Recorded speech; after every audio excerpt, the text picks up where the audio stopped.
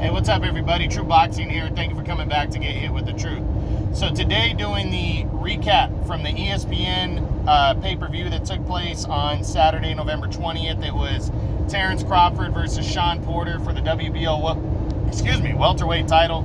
I'm going to get into the undercard first, and then I'll circle back to the main event between Crawford and Porter. But starting with the undercard, I'm going to go into the ESPN Plus undercard that took place. That was the non-pay-per-view portion, just the main event that saw Isaac Dogboe against Christopher Diaz in a featherweight contest. You know, Dogboe's still a top 10 featherweight for me. He's right at the tail end. He took on Christopher Diaz, who, fought for titles a couple times in his career. He's lost to good fighters, all of them good fighters. I think Masayushi Ito beat him at 130, who is a good, solid Japanese fighter. And then at 126, he's lost to Shakur Stevenson. And then earlier this year, he challenged for the WBO featherweight title and got knocked out in the last round against Emmanuel Navarrete. But Navarrete's pretty much, the top guy at 126 right now, with Gary Russell out of action. So, I was looking at the fight, and Dogboe, I don't have a problem with him winning. It was a close fight. He won a 10-round majority decision, but it just wasn't impressive, And Dogboe, he's a solid fighter, but his biggest I don't want to call it an excuse, but technically I guess it is. His biggest reason, let's put it that way, because I don't think reasons are excuses. His biggest reason for why he struggled against Navarrete at 122 was the fact that they were fighting at 122. So after the back-to-back losses to Navarrete, he moved up to 126. And, he didn't look great against Chris Avalos, even though he stopped him in the 8th round of that fight. But Avalos is a tough guy. Plus, he hadn't fought in almost a year and a half. Just under a year and a half did Dogboe. So I gave him a pass for that. But going into this fight against Diaz, who got worked and knocked out, you would think he would have to win a convincing fight, either stopping him or winning convincingly over the 10 rounds to beat, to show everybody that he's ready for a title shot. And that just didn't happen. And I think you see the difference between him and Navarrete. Navarrete is just, he's on another level, and I don't think it's going to matter stylistically. I don't think it's going to matter where they fight. So Dogboe gets another win. That's his 3rd win at featherweight. He's continuing to keep himself in contention for a world title, but I don't know. I don't know what's going to happen. But we'll go into that in his What's Next video when I do that next week. Now we get to the main pay-per-view undercard. That first off, we saw Raymond Muratalla, undefeated prospect on the rise. He's now 13-0 with 11 knockouts. He took on Luis Araujo, and he was supposed to fight another undefeated fighter. And I don't know what happened to that guy, but Muratalla got a 5th round stoppage win. He stays undefeated. He's got some pop. So, I would like to see him step up the competition. He fights at lightweight. I'd like to see him step up the competition, in his next fight. But nonetheless, he got the win, and we'll see what he does next. The other fights on the undercard did have some significance towards, possible world titles, later on down the road. We start with Kazakh style. Zanabak Kanuli. They call him Kazakh style. He's from Kazakhstan, obviously, and undefeated, coming off of his career best win and upset of Rob Brandt, former world champ, earlier this year when he stopped Rob Brandt in 9 rounds. He went in against former 2-time middleweight champion of the world Hassan Nadam, past his prime, not on top of the division anymore, but Kazakh style did what he was supposed to do.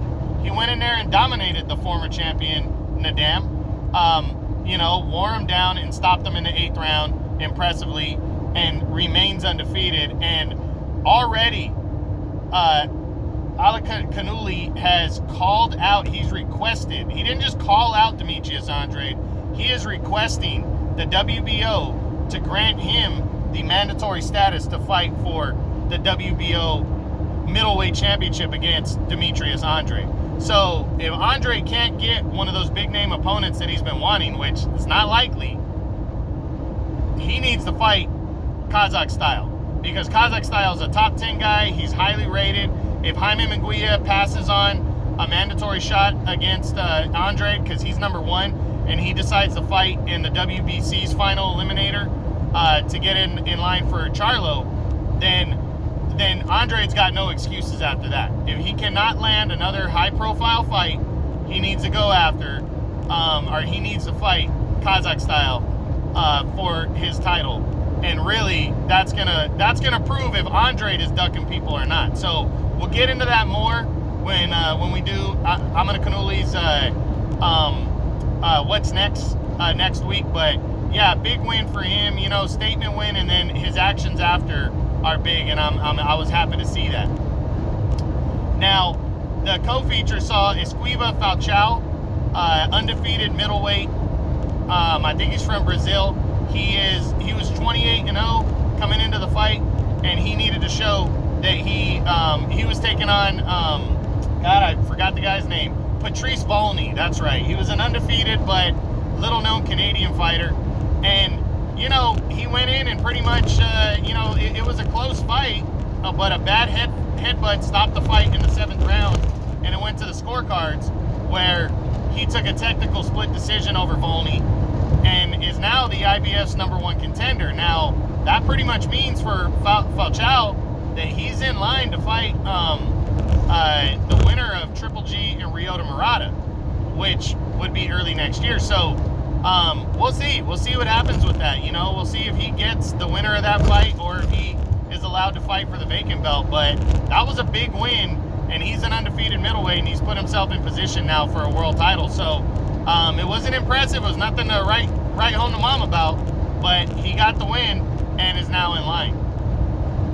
And now we go to the main event, Terrence Crawford versus Sean Porter, in a huge welterweight showdown right here.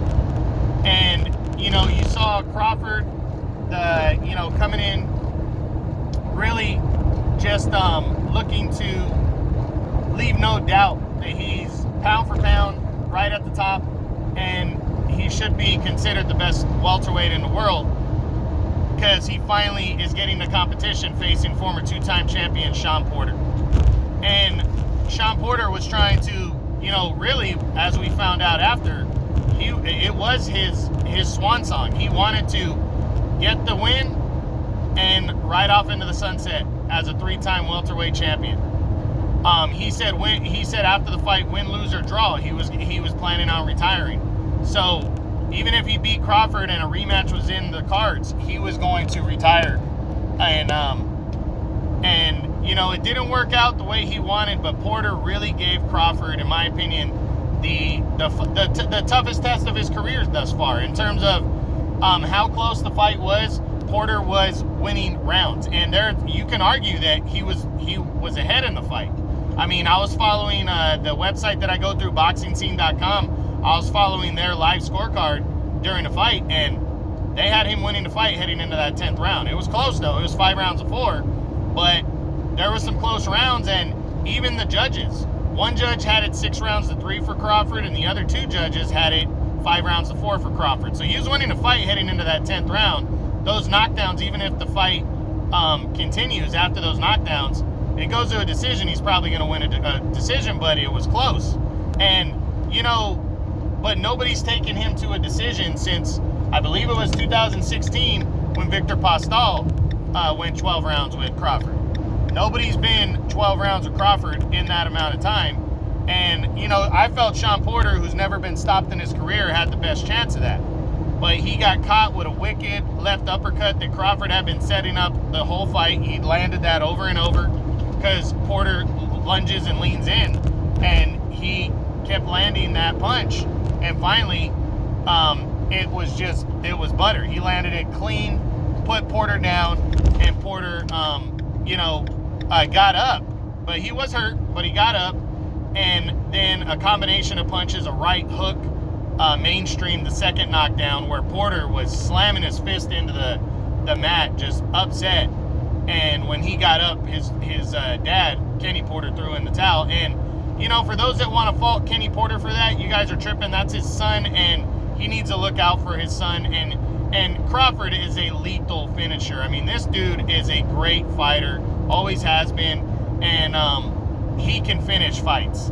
And, you know, why set your son up to get knocked out, you know, like that? And I felt like Kenny Porter did what he thought was best.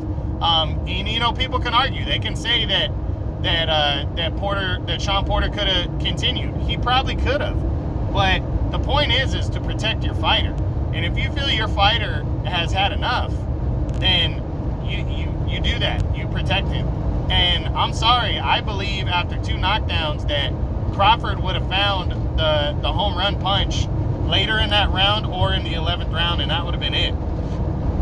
And it really wouldn't have mattered if they would have went 12 rounds, because Crawford obviously was already ahead on all 3 judges' scorecards. That would have put him an extra 2 or 3 points ahead on top of his lead.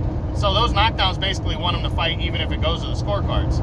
So, you know, you can't fault Kenny Porter. I think the percentages of whether that fight goes the distance or not favor that it would have ended by knockout. And, you know, it was a nice win for Terrence Crawford. It was a great win for Terrence Crawford. He absolutely proves how good he is, even at 34 years old. So, you know, big win for him. Shawn Porter humbly retired after the fight. He said it was his plan, win, lose, or draw, he was going to retire. And what a career for Shawn Porter. You really got to hand it to him. And he put up a great fight against a great fighter, an all-time great fighter in Terrence Crawford. And you just got to really appreciate the sport of boxing after this fight right now. And you got to appreciate how good Shawn Porter is, how good Terrence Crawford is, and how good the welterweight division is. You know, and also, after seeing the pay-per-view numbers, how shitty it is that worldwide fans didn't tune in for this showdown right here, because it was a damn shame, the numbers. But we'll get into that more with the aftermath video on this fight. But great performance by Shawn Porter. By Shawn Porter and Terrence Crawford as well. He's still the champion. You know, you had Falcao's now the #1 contender for a middleweight title. Janibek Alamanakuli, Kazakh style, is in line for the world title. You know, with the WBO maybe. And you had the undefeated prospect Raimundo Muratalla get a knockout win and stay alive and in contention. You know, keep moving up the ranks as a prospect. And then Isaac Dogbe, the former champion, got a win also. So that's it. That's the ESPN pay-per-view recap of Crawford versus Porter from Saturday, November 20th. I hope you guys enjoyed this. True Boxing, you've been hit with the truth.